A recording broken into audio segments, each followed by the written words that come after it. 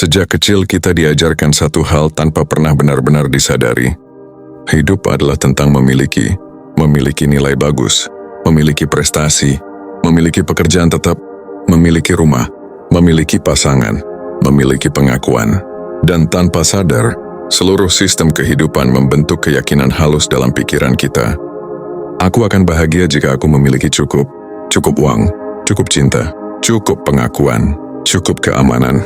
Tapi pernahkah kamu berhenti sejenak dan bertanya, mengapa setelah memiliki rasa kosong itu tetap ada? Mengapa setelah berhasil tetap muncul cemas? Mengapa setelah dicintai tetap ada takut kehilangan? Ada sesuatu yang salah dalam cara kita memahami hidup. Bukan karena memiliki itu salah, tapi karena kita menjadikannya pusat. Dan ketika sesuatu yang fana dijadikan pusat, yang lahir adalah kecemasan. Stoikisme menyebutnya sebagai keterikatan pada hal yang tidak dalam kendali. Tasawuf menyebutnya sebagai hijab, tirai yang menutup hati. Makrifat menyebutnya sebagai kelalaian dari hakikat diri. Dan mungkin selama ini kita bukan kekurangan sesuatu, kita hanya belum mengenali sesuatu, ilusi kepemilikan. Dalam stoikisme, ada satu ajaran sederhana namun mengguncang. Beberapa hal berada dalam kendalimu dan beberapa tidak. Yang dalam kendalimu, pikiranmu, sikapmu, responmu, pilihan batinmu. Yang tidak dalam kendalimu, cuaca, opini orang, masa lalu, kematian, kehilangan, perubahan. Sekarang renungkan ini perlahan. Rumah yang kamu bangun bisa hilang. Tubuh yang kamu rawat bisa sakit. Pasangan yang kamu cintai bisa pergi. Reputasi yang kamu jaga bisa runtuh. Lalu apa sebenarnya yang kamu miliki? Epictetus berkata, jangan pernah mengatakan ini milikku. Katakanlah ini dipinjamkan kepadaku. Jika kamu memahami ini secara intelektual itu bagus. Tapi jika kamu meresapinya secara batin itu membebaskan. Karena penderitaan terbesar manusia bukan karena kehilangan, melainkan karena merasa kehilangan sesuatu yang ia kira miliknya. Bayangkan jika sejak awal kamu sadar, semua hanya titipan. Maka ketika datang kamu bersyukur, ketika pergi kamu rela. Itulah kebebasan stoik. Bukan tidak mencintai, bukan tidak berusaha, tapi tidak menggantungkan identitas pada kepemilikan. Dan di titik ini hidup mulai bergeser. Dari mengumpulkan, menjadi memahami. Dunia sebagai bayangan. Dalam tasawuf, dunia disebut sebagai mazra'atul akhirah. Ladang. Ladang bukan rumah. Ladang bukan tujuan akhir. Ladang adalah tempat menanam. Namun banyak dari kita justru membangun istana di ladang. Kita menghiasnya. Kita bertengkar karenanya. Kita merasa bangga karenanya. Padahal kita hanya singgah. Seorang sufi pernah berkata, dunia itu seperti bayangan. Jika kamu mengejarnya, ia menjauh. Jika kamu membelakanginya, ia mengikuti. Tasawuf tidak mengajarkan membenci dunia. Tasawuf mengajarkan melepaskan ketergantungan. Zuhud bukan berarti tidak punya apa-apa. Zuhud berarti tidak diperbudak oleh apa-apa. Dan perbudakan paling halus bukan pada uang, tapi pada pengakuan. Berapa banyak orang bekerja bukan untuk kebutuhan, tapi untuk dianggap berhasil. Berapa banyak orang berbicara bukan untuk kebenaran, tapi untuk terlihat pintar. Itulah ego. Dalam tasawuf, perjalanan spiritual dimulai dari tazkiyatun nafsan, penyucian jiwa. Karena jiwa yang kotor tidak bisa mengenali, tidak sibuk membandingkan, sibuk merasa kurang. Dan selama hati dipenuhi ingin memiliki, ia tidak punya ruang untuk mengenali. Mengenal diri adalah awal. Makrifat bukan ilmu buku. Makrifat adalah pengalaman kesadaran. Ia bukan tentang membaca banyak, ia tentang melihat dalam. Ada satu kalimat yang sering dikutip dalam tradisi sufi. Barang siapa mengenal dirinya, ia mengenal Tuhannya. Tapi apa artinya mengenal diri?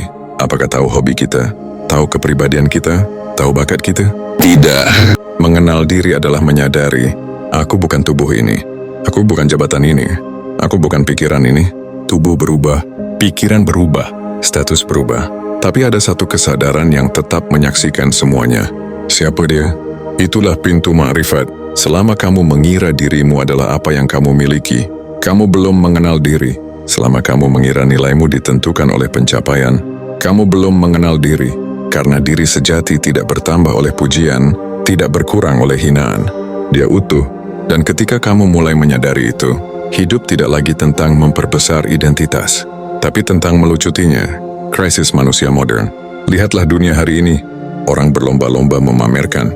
Media sosial menjadi panggung kepemilikan. Mobil siapa lebih mahal? Liburan siapa lebih mewah?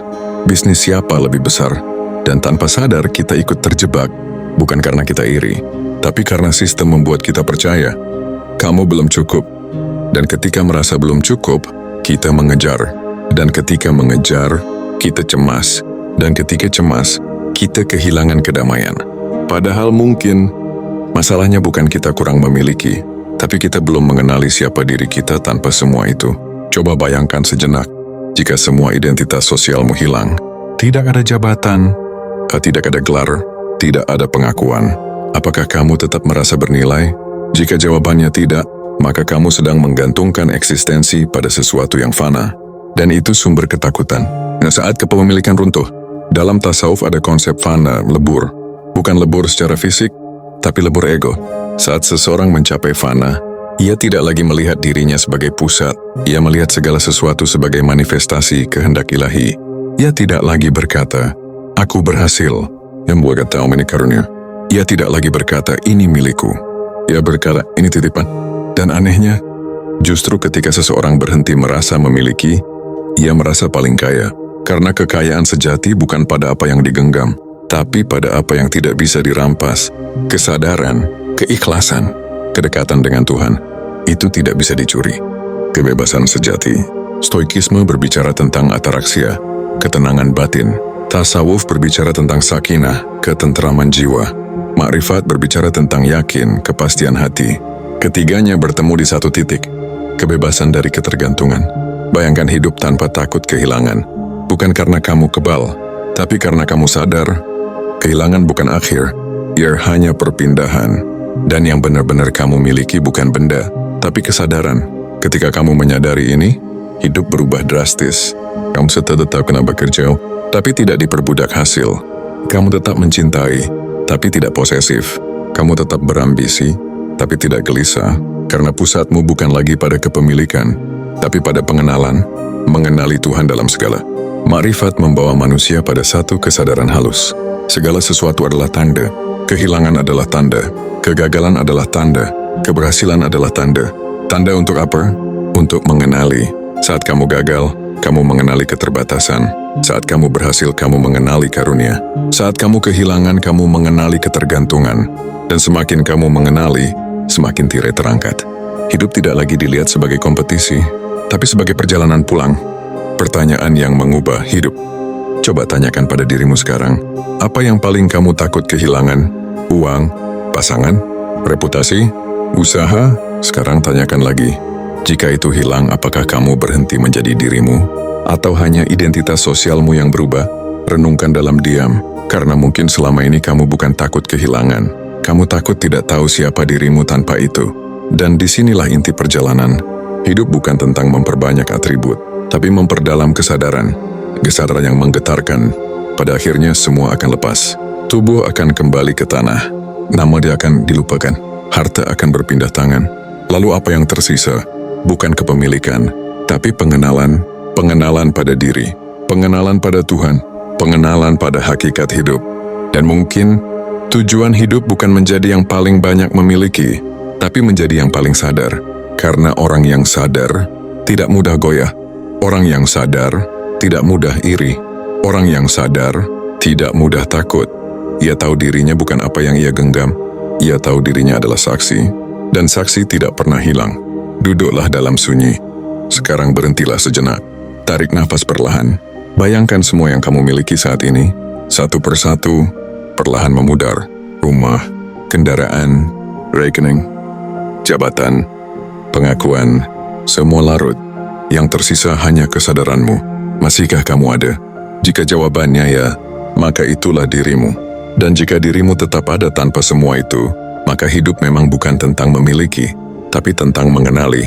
Mengenali siapa kamu tanpa dunia. Mengenali Tuhan tanpa perantara ambisi.